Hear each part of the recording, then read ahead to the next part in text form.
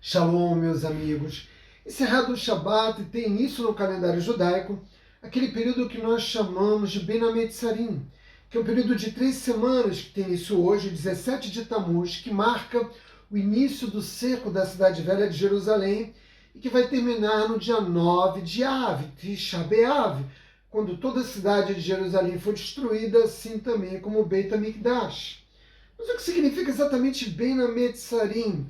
Apesar das inúmeras traduções, nós podemos dizer que é um lugar estreito, entre passagens estreitas, numa evidente alusão ao exílio de mais de 2000 anos do povo judeu. Nós temos sido obrigados a atravessar de um lugar ao outro, sempre nesse caminho estreito de desolação, de exposição, de dificuldade, quando na verdade o que nós buscamos não é um destino como aqui ou lá, até porque eu estou em Jerusalém.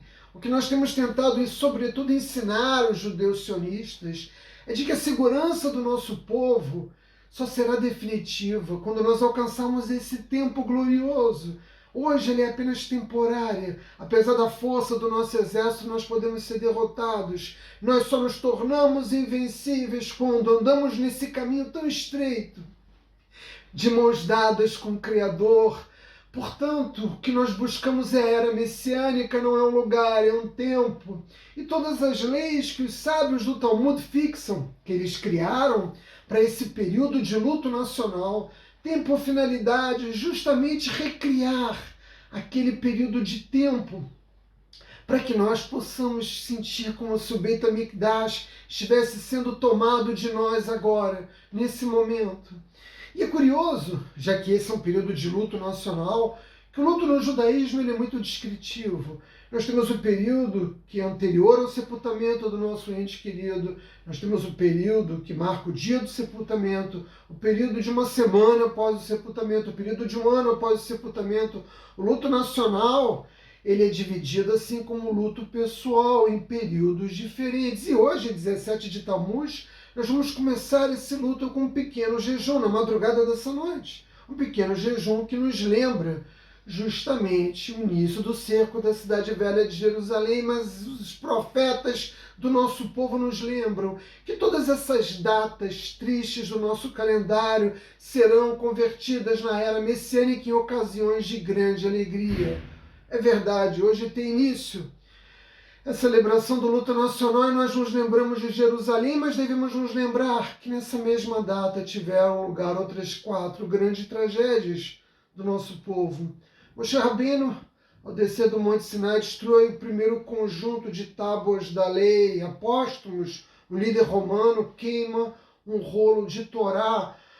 Os sacrifícios, os korbanot, deixam de ser feitos no templo nessa data, assim como durante a ocupação helenística, um ídolo é colocado no templo. Naturalmente, todos esses eventos que tiveram lugar justamente durante esse mesmo período do ano, nos chamam a atenção e se tornam algo significativo para a tradição judaica, que nos ensina que definitivamente esse não é um período oportuno ou mesmo auspicioso e, portanto, é um período que deve ser evitado, que é um período perigoso, que gera em nós uma grande ansiedade, porque é óbvio, todo ser humano procura se afastar, procura evitar aqueles dias que são mais difíceis para ele.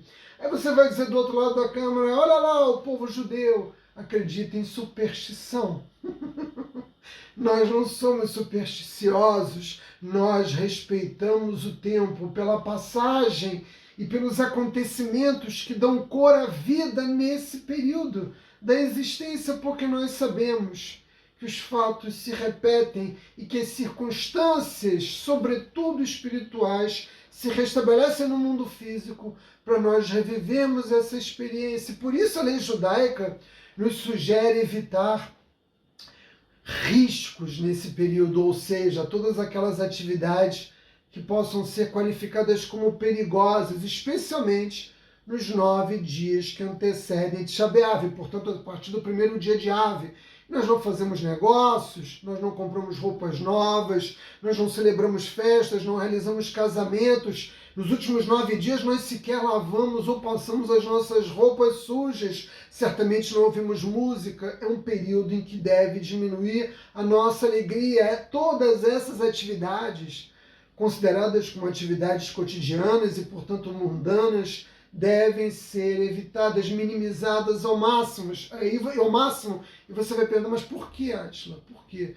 Justamente para nos ajudar a criar o clima de sensação de perda. Na verdade, a perda do Beit HaMikdash trouxe um prejuízo a toda a humanidade, não apenas ao povo judeu. Se os romanos entendessem o que o templo significava de um ponto de vista espiritual, das bênçãos que eram trazidas ao mundo por meio do templo e do serviço realizado no templo, os romanos jamais teriam destruído o Beit HaMikdash. Portanto, esse período de 3 semanas, meus amigos, nós temos uma tarefa espiritual que pode ser qualificada com moderação. Moderação em todas aquelas que são as nossas formas de expressão da felicidade. Nós devemos, nesse período, diminuir a nossa alegria. Vejam que em Adar nós fazemos o contrário. Nós aumentamos a nossa alegria e é por isso que nós celebramos Purim no período do mês de Adar, no calendário judaico. E agora, em Ave, nós devemos diminuir a nossa alegria. Tudo isso que nós vamos voltar a falar durante essas 3 semanas nos ensinam, e aí está presente a maior lição de todas, nos ensinam a redefinir a própria ideia de alegria sob a perspectiva judaica. Veja que a felicidade não pode e nem deve ser medida de forma alguma pelo sucesso material, pelas conquistas pessoais, pelo status pessoal, mas através de pequenos atos, de pequenos gestos, de beleza, de grande compaixão. Se nós deixamos agora nesse período de 3 semanas, de ouvirmos música, de comermos uma fruta que não comíamos há algum tempo, de fazer pequenas coisas que nos davam pequeno prazer, depois de ultrapassar desse período, quando nós voltarmos a fazer essas pequenas coisas, nós vamos entender a enorme importância e significado que esses pequenos gestos, que esses pequenos presentes que a Hashem coloca no mundo para nós, como eles nos são importantes. E é por isso que eu disse antes, esse período nos ajuda a lembrar o que perdemos e nos ajuda a redefinir para toda a nossa vida a nossa perspectiva de felicidade, meus amigos. Shavuot Tov.